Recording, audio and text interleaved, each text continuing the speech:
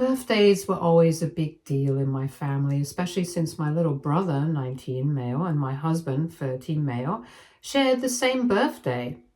Every year, I, 28 female, tried my best to make the days special for both of them.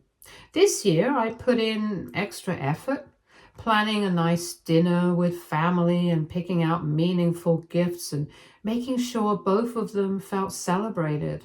But somehow, despite my best intentions, the day managed to turn into a complete disaster. I had spent weeks thinking about what to get each of them. My little brother, who had just turned 19, was a huge gamer. He had been saving up for a gaming console for over a year, but every time he got close, something came up. College expenses, car repairs, or just life getting in the way. I knew how much he wanted it, so I decided to surprise him. I ordered the latest console, bundled with a few games I knew he'd love, and wrapped it up carefully. For my husband, Scott, I went a more practical route. He had been talking about needing a new work laptop for months, complaining that his current one was slow and outdated. So I got him a high-end model that was perfect for both work and personal use, along with a few accessories. I also threw in a sleek leather wallet and a watch that I knew matched his style. It felt like a well-rounded set of gifts, thoughtful, useful, and exactly what we had mentioned needing. The evening started off great. We had dinner at my parents' house where our family and friends gathered to celebrate. Scott didn't have much family on his side and had an estranged relationship with his parents, so neither of them were coming. The food was amazing, the atmosphere was warm, and everything seemed to be going smoothly. That was until it was time for presents. My little brother went first. He tore open the wrapping paper, and the second he saw the gaming console, his entire face lit up. He let out a shout of excitement, practically bouncing in his seat as he held it up for everyone to see. He kept thanking me over and over, saying this was the best gift he had ever received. The pure joy on his face made every penny worth it. But then I glanced at Scott. His expression had shifted completely. The excitement that had been on his face just moments ago was gone, replaced with something I couldn't quite place. Disappointment? Jealousy? I didn't have time to analyze it because it was his turn to open his gifts. He unwrapped the laptop first, and I waited for a smile, for some sign that he was happy with it. Instead, he just nodded, muttering that it was nice. He moved on to the other gifts, offering a small thanks for each, but his energy felt forced, like he was just going through the motions. At first, I brushed it off. Maybe he was just tired. But then, as the night went on, I started noticing little comments. He kept bringing up the gaming console in conversation in a way that made it clear he wasn't just casually mentioning it. He said things like, how cool it must be to get something fun like that, and how some people got all the luck while others got stuck with work-related gifts. I tried to ignore it, hoping he was just joking, but only got worse. At one point, while my brother was setting up his new console, Scott turned to me and asked why I hadn't gotten him one too. His voice had that forced, casual tone, like he was pretending it didn't bother him when it obviously did. I reminded him that he wasn't much of a gamer and that he had barely mentioned gaming in years. He shrugged, saying that it would have been nice to have the option. He pointed out that since it was a shared birthday, I could have at least considered getting them both the same gift, to be fair. That was when it hit me. He wasn't just a little annoyed. He was actually mad. I tried reasoning with him, explaining that his gifts were just as thoughtful, if not more, since they were things he had actually needed and wanted. But he wasn't having it. He kept making comments under his breath, things like how some people got to have fun while others just get boring big boy gifts. The final straw was when he outright suggested that my brother and he switch gifts.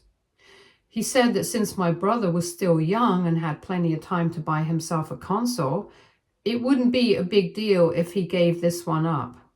My brother, who had been so excited just minutes ago, suddenly looked nervous, unsure of what to say. I immediately shut the idea down, telling Scott that it was a ridiculous request. My brother had been dreaming of that console for ages, and it wasn't fair to just take it away from him because Scott suddenly decided he wanted one too. Scott crossed his arms, clearly annoyed. He said that it wasn't about taking something away. It was about fairness. He claimed I had played favorites, that I had chosen to give my brother something fun while giving him something dull and practical. He said that as my husband, he should come first, not my brother. At that point, the tension in the room was impossible to ignore. My parents, who had been listening quietly, finally stepped in. My dad gave Scott a sharp look, telling him that he was acting childish. My mom, who had been so excited to see everyone enjoying themselves, now just looked disappointed. My brother, who had been so happy just minutes ago, was now clutching the box to his chest as if afraid someone would actually take it from him. Scott wasn't letting it go. He kept sulking, making passive-aggressive comments about how he guessed some people just got to be the favorites. The rest of the night felt awkward. Instead of celebrating, I spent the evening trying to manage my husband's mood, while everyone else tried to pretend they weren't witnessing a grown man throwing a tantrum over a gift. By the time we got home, I was exhausted. I had hoped that after cooling down, he would realize how ridiculous he was being. But the moment we walked through the door, he started up again. He said I had embarrassed him in front of my family by shutting him down so harshly. He said that I had clearly put more thought into my brother's gift than his. And then he threw out a line that made my stomach turn. Maybe he should start rethinking how much effort he puts into my gifts too, since apparently I don't care about making him happy. That was the moment I realized this wasn't just about a console. This was about something deeper. But what? And I wasn't sure I could ignore it any longer. Update 1. The night after the birthday disaster was unbearable. I had hoped that Scott would sleep it off and wake up realizing how ridiculous he had been, but instead he doubled down. The moment we got out of bed, he started again making little jabs about how unfair it was, how he had spent his birthday watching someone else get his dream gift. At first I ignored it. I figured if I didn't engage, he would eventually drop it, but that was wishful thinking. At breakfast, while I was making coffee, he sighed dramatically and muttered that it must be nice to be the favorite sibling. I turned to him, tired of the passive-aggressive comments, and asked what he expected me to do. He shrugged and said I could at least admit that I had messed up and that I should have thought about how he would feel. That set me off, and I told him that his reaction was ridiculous, that he was a grown man pouting over a gift he hadn't even wanted until my brother got it. He scoffed, saying I was just dismissing his feelings and that it was my fault he felt like an afterthought. I couldn't believe what I was hearing. I reminded him that his gifts weren't cheap or meaningless, that they were things he needed and had talked about wanting for months. But he rolled his eyes and said that gifts should be about wants, not just needs, and that I clearly put more effort into my brother's happiness than his. I had to walk away before I said something I'd regret. But he wasn't done.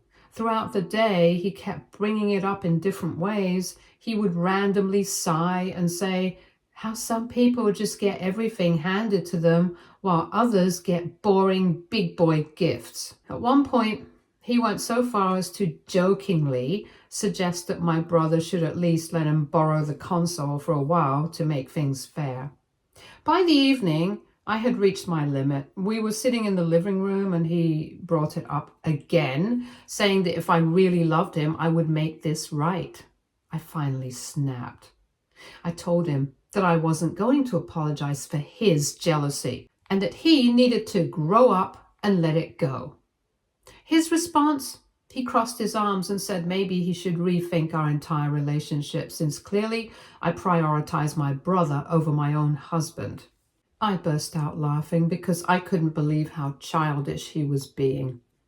I asked if he was seriously threatening our marriage over a gaming console. He said it wasn't just about that. It was about how I had disrespected him and publicly embarrassed him in front of my family. At that point, I realized that no amount of reasoning would get through to him, so I stood up, grabbed my keys, and told him I needed a break from this conversation because I wasn't going to spend another second entertaining this nonsense. That only made him angrier. He said that I was running away because I knew I was wrong and that maybe he should be the one to leave instead since clearly I didn't care about his happiness. I told him to go right ahead, and that shut him up for a moment. He stared at me like he hadn't expected me to actually call his bluff. I could see the flicker of hesitation in his eyes, like he had thought I would panic and backtrack, but I didn't. I grabbed my bag and walked out, leaving him stewing in his own bitterness. I drove around for a bit, trying to cool down. Eventually, I ended up at my parents' house. My mom immediately knew something was wrong, and when she asked, I finally spilled everything. At first, she was shocked, and she had noticed Scott's behavior at the party, but hadn't realized just how far he had taken it. My dad, on the other hand, just sighed and shook his head, muttering that he had seen this coming. That caught me off guard. I asked what he meant, and he said that Scott had always had a competitive streak, especially when it came to family dynamics. He pointed out that every time we visited, Scott would always make comments comparing his life to my brother's, as if he was measuring how much attention each of them got. Looking back, I realized he was right. There had always been little things.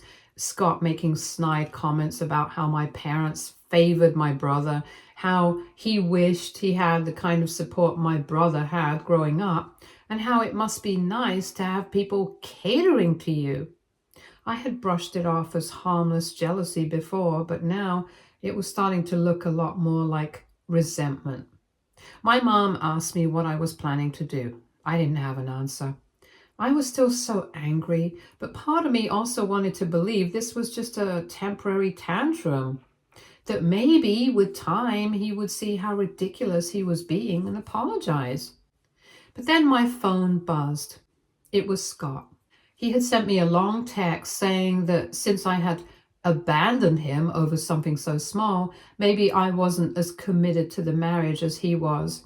He said that he needed to be with someone who actually put him first, not someone who threw money at her brother while giving her husband second-rate gifts. That was the moment I knew this wasn't going to blow over. This wasn't just a bad mood or hurt feelings. This was how he actually saw things. He truly believed that he was being wronged, that I had failed him as a wife by not catering to his every whim. And worst of all, he was threatening to leave over it. Not because I cheated, not because I betrayed him, not because I disrespected him, but because I gave my brother a gift. I stared at the message for a long time, feeling a mix of anger and exhaustion. Then, without replying, I turned off my phone. For the first time in our marriage, I wasn't sure if I even wanted to fix this. Update 2. The next morning, I still hadn't responded to Scott's message. I had stayed at my parents' house overnight, needing space to think. I half expected him to blow up my phone, but instead, there was nothing, not a single call or text since that last threat. Part of me knew it was a manipulation tactic. He wanted me to be the one to chase after him, to feel guilty, to come crawling back and make things right. I wasn't going to give him that satisfaction. By mid-morning, I finally drove home. I wasn't sure what to expect when I walked through the door, but I wasn't surprised to find Scott sulking on the couch, arms crossed, staring at the TV, but clearly not watching it. The second I stepped inside, he didn't even bother looking at me before saying he guessed I finally decided to come home. I ignored the bait and asked if he had calmed down. He scoffed, saying he wasn't the one who needed to calm down. According to him, I was the one who had walked out. I was the one who made things worse, and I was the one who needed to apologize. I stared at him, waiting for him to realize how absurd that sounded. He didn't. Instead, he turned to me with a dead serious expression and said we needed to talk about how we were going to fix this. That caught me off guard, and I asked him what exactly he thought needed fixing. He leaned forward, resting his elbows on his knees, and said that our marriage was clearly in trouble. He claimed he didn't want to be the bad guy here, but I had forced him into this position by treating him like an afterthought. He said he was willing to forgive me if I admitted I had been unfair and made it up to him. I blinked. Made it up to him. I asked what exactly he meant by that. He hesitated for a second before saying that since I had spent so much on my brother's gift, it was only fair that I do something equally meaningful for him. He said he wasn't saying I had to buy him the console. He wasn't that petty, but I should be willing to show I valued him just as much. I folded my arms and asked if he was seriously suggesting that he deserved compensation for my brother's gift. Scott sighed, acting as if I was twisting his words. He said he just wanted to feel equally important in my life and that it hurt him to see me go all out for someone else while treating his birthday like just another day. That was it. That was the moment my patience snapped. I told him I hadn't treated his birthday like just another day. I had planned for weeks, picked out things he actually needed and wanted, and made sure he had a special night. Just because his gift wasn't as flashy as my brother's didn't mean I loved him less. He rolled his eyes and muttered that it wasn't just about the gift. I asked him what it was about then. He finally blurted out the truth. It was about the fact that he had been expecting something better, something exciting, and he had felt humiliated when he realized he wasn't the center of attention that night. I stared at him, stunned. So that was it. That was the root of the tantrum. It wasn't about the gaming console. It was about fairness. It wasn't even about me choosing my brother over him. It was about the fact that for one night, he wasn't the only important person in the room. He had to share it with my brother. He didn't have a problem when I told him about it before. I shook my head, feeling my frustration turn into something closer to disappointment.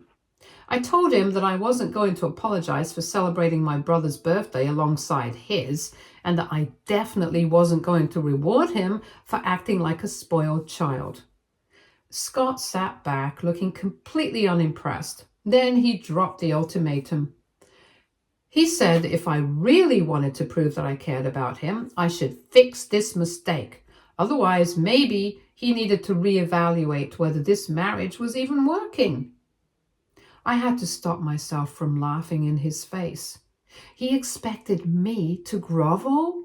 Me to prove my love after he had spent the past 3 days acting like an entitled brat? I took a deep breath, forcing myself to stay calm, and told him I wasn't going to entertain this anymore. If he wanted to leave, he knew where the door was. Scott blinked, clearly caught off guard. I think he expected me to beg him to stay. to panic at the thought of losing him, but I didn't. Instead, I grabbed my keys again and said I was going to stay at my parents' house for a while until he figured out what kind of husband he actually wanted to be. His expression darkened. He said I was running away again, proving that I didn't care about our marriage. I told him I wasn't running. I was just done wasting my energy on someone who saw our relationship as a competition. With that, I turned and walked out the door. That night, I talked to my parents again, explaining what had happened, and my mom was furious on my behalf, while my dad just shook his head, saying that he had always seen this coming. He said Scott had never really respected me. He had always expected me to cater to him, always acted like he was entitled to my time, energy, and now even my money. I let myself think about something I had been trying to avoid. Had I married the wrong person? Scott had shown me who he truly was, someone who believed he was entitled to everything I had to offer, but gave me nothing but complaints in return. Someone who could watch me bend over backwards for him and still whine that it wasn't enough. Someone who, the moment he didn't get exactly what he wanted, was willing to threaten to leave. I had always thought marriage was about partnership, about lifting each other up. But with Scott, it felt like I was constantly being weighed down. If we had children together, would he compete with them too? I cannot choose the wrong father for my future children. And I was tired of carrying it all by myself. If Scott really wanted to leave, I wasn't going to stop him. Update 3. The next few days passed in a tense silence. I stayed at my parents' house, giving myself space to think, while Scott made no effort to reach out. By then, I got a text from his best friend's wife, Maxine, that made everything clear. We had hung out a few times, and I felt she was genuinely a smart, caring person. She asked if we were really separating because I refused to buy Scott a gaming console. I nearly dropped my phone. Apparently, Scott had been going around telling his friends that I was the one throwing our marriage away over something stupid. According to him, I had humiliated him on his birthday, refused to apologize, stormed out like a child, and was now abandoning him over a gift. The sheer audacity of it left me speechless. I called Maxine right away, demanding to know exactly what Scott had told them. She hesitated for a moment before saying that he had made it sound like I had money to burn, but chose to spoil my brother instead of my husband. He had painted himself as this devoted husband who was heartbroken that I valued my baby brother more than the man I had vowed to spend my life with. He had completely twisted the story to make me look like the selfish one.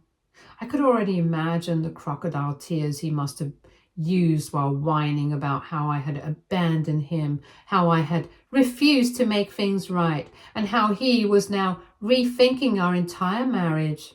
I could also imagine exactly why he was doing it. If Scott had learned anything about me over the years, it was that I hated being misunderstood. He wanted me to come running back, desperate to clear my name. I wasn't going to play his game.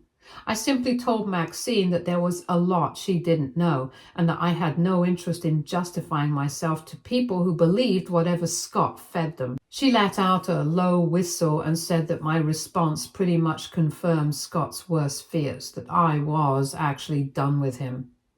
I paused. Was I done with him? I wanted to believe there was still something left to salvage, but with every stunt he pulled, I found myself caring less and less. She said Scott was an idiot and nobody believed him. I blinked. She actually laughed when her boyfriend put him on speaker when he started whining about the gaming console. They had told him to get over it. The truth was, it was that bad. And the worst part? I wasn't even surprised by any of it. And that was what really hit me, the fact that Scott pulling something like this felt inevitable. Update 4. The realization that I didn't even want to fight for my marriage anymore hit me harder than I expected. Once that thought settled in, everything else became painfully clear. Scott wasn't just acting childish and entitled, he was childish and entitled. And worse, I had been enabling it for years without even realizing it. I had made up my mind. I was done. There was no salvaging this. I wasn't going to waste another second of my life trying to reason with a man who threw tantrums when things didn't go his way. I didn't even tell Scott in person. I sent him a text. I told him that this wasn't just about a birthday gift. It was about his complete lack of respect for me, his competitiveness with my brother, and his entitled behavior. I told him I was tired of being treated like a parent, like a caretaker. I told him I was done and I would leave my parenting for my future children. I also told him to pack his things and get out of my house. It was technically my house. It was my parents' house, bought together with me before my marriage. They had paid for the down payment and the renovations while I paid the mortgage, and I was paying them back in installments too. I had also made sure my parents' names were the only ones on the deed after my marriage, a precaution my parents insisted I had taken. And thank God I did. We were going to transfer it to my name after I had made my last payment to them. When I told him to leave, he lost his mind. At first, he refused to believe me. He actually laughed and said I was being dramatic. He thought if he ignored it, I'd cool off and come crawling back. When I didn't, he switched tactics. For the next week, he started love-bombing me. He sent flowers to my parents' house, called me constantly and left voice messages talking about how much he loved me, how he couldn't imagine life without me, and how he regretted everything and just wanted to talk. He sent long emotional texts about how he messed up and took me for granted and how he just wanted to fix things. He even showed up at my parents' house unannounced, asking to speak to me. My dad answered the door and told him very calmly that if he didn't leave, he'd call the police. That was when things took a turn. The sweet apologetic messages turned into angry, guilt-tripping ones. Suddenly I was cruel for leaving over something so stupid. Suddenly I was selfish for not even giving him a chance to make things right. Suddenly I was a gold digger for keeping my own money instead of supporting my husband. I ignored every single one of his messages. Eventually, I had to block his number, but I still had to deal with him one last time, getting him out of my house. I went back with my parents for support, and Scott was still there, acting like nothing had happened. When I reminded him that I had told him to leave, he smirked and said I wasn't serious.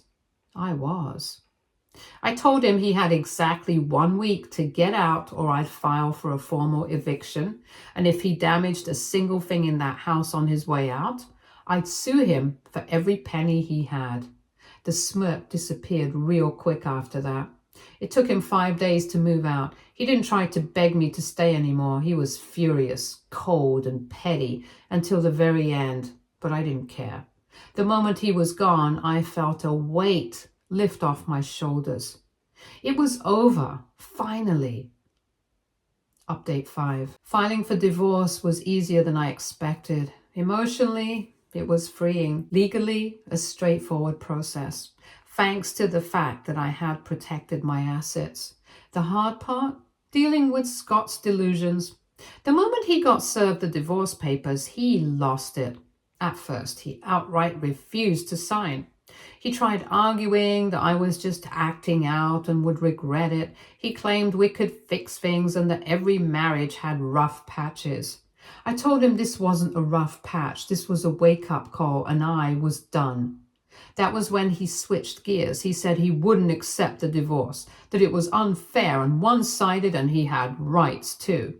I told him I was more than happy to take this to court, that if he tried to drag it out, I would sue him for every wasted legal fee and ensure he left this marriage with nothing.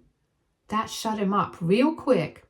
A few days later, he changed tactics again, this time playing the remorseful husband. He said he had thought about everything and that he understood where he went wrong. He was finally ready to accept his faults. But it was too late. I had given him 4 years to change. He only cared now because he had no other choice. I didn't respond. I didn't engage. Update 6. Scott and I are officially divorced. Even his lawyer was flabbergasted about the gaming console incident. Yes, my house is safe. He didn't have much to his name anyway, and he didn't get anything from me except half the joint account savings, which was barely anything. Another thing I have to thank my parents for. Stay tuned for more stories from our girl relationships.